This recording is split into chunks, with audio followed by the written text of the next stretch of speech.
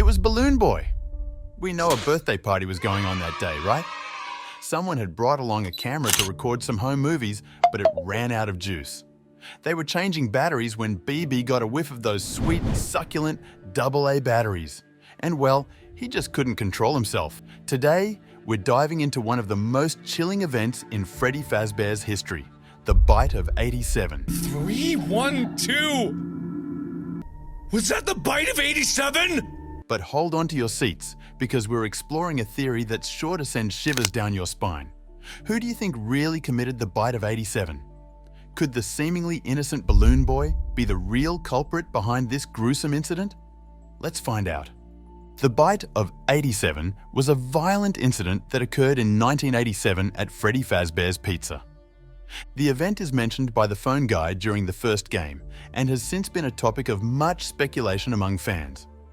According to the law, an animatronic at Freddy Fazbear's Pizza bit a customer, resulting in the loss of the victim's frontal lobe. Despite the severity of the injury, the victim miraculously survived. This event led to a significant decline in the restaurant's reputation and contributed to a series of unfortunate events that plagued the establishment.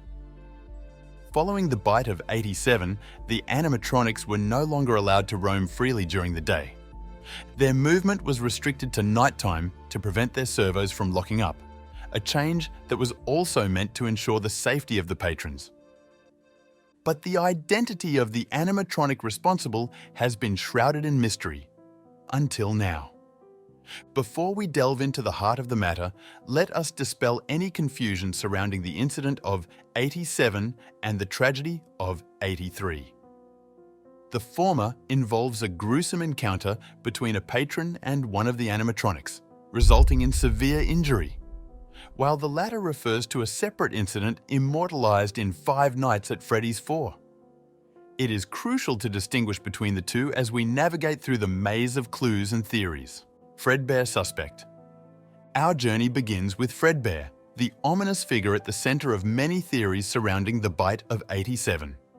Fredbear's design, with a large mouth capable of such an injury, and his role in the series as a significant animatronic, make him a notable suspect.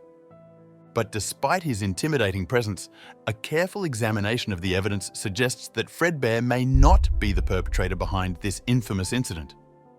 Contrary to popular belief, the incident of 83, immortalized in various Easter eggs and corroborated by the game's timeline, implicates Fredbear in a different tragedy altogether.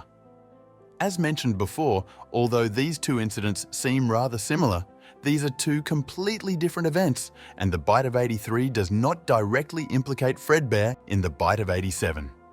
Foxy and Mangle suspects.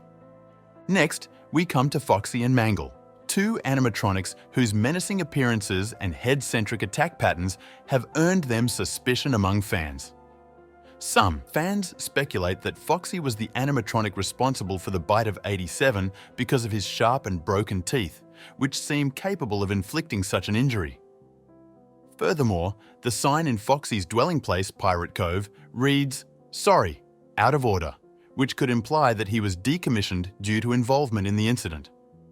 As for Mangle, an animatronic introduced in FNAF 2, might be the culprit due to the fact of its disheveled appearance and the fact it was removed from the restaurant, possibly as a result of the bite.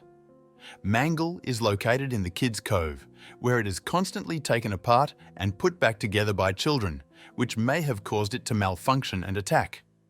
While the theories from the two characters may seem enticing, the evidence suggests otherwise.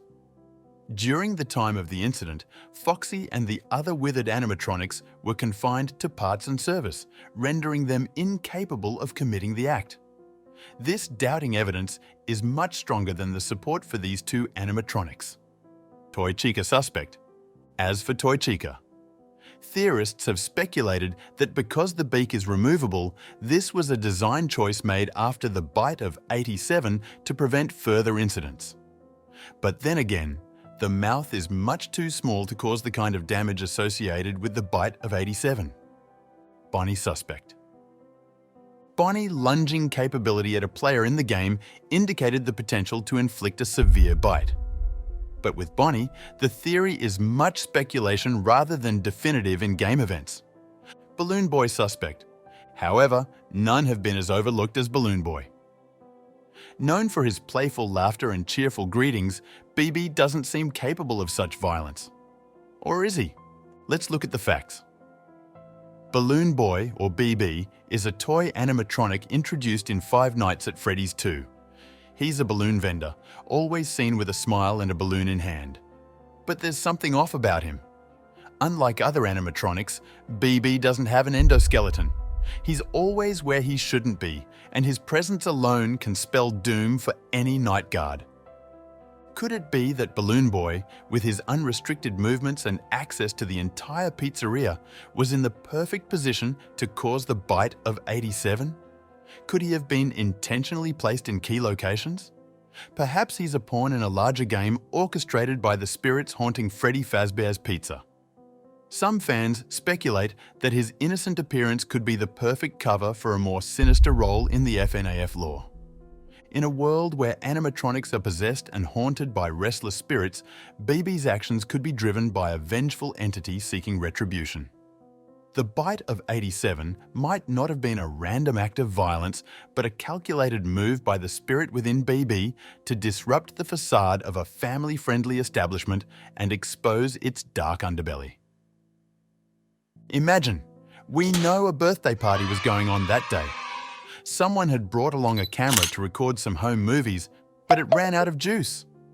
They were changing batteries when BB got a whiff of those sweet, succulent AA batteries and, well, he just couldn't control himself. He is able to activate his bite mechanism, a feature perhaps intended for popping balloons, but repurposed for a more nefarious act. It's a stretch, but in the world of FNAF, anything is possible. Ending speculation.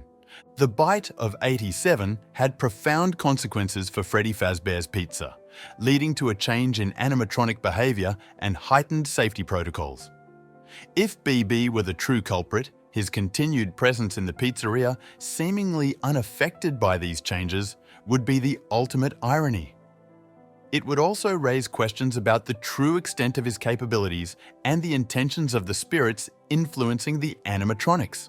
While the theory of Balloon Boy being responsible for the bite of 87 is purely speculative, it adds an intriguing twist to the FNAF lore. It challenges players to look beyond the obvious and consider the deeper, more sinister possibilities that lie within the series' narrative. Remember, in the realm of FNAF, appearances can be deceiving, and the truth is often hidden in the shadows. While we may never know the truth behind the bite of 87, the theory that Balloon Boy could be behind it adds another layer of intrigue to the already complex lore of Five Nights at Freddy's. What do you think? Could BB be the true face of evil behind the bite?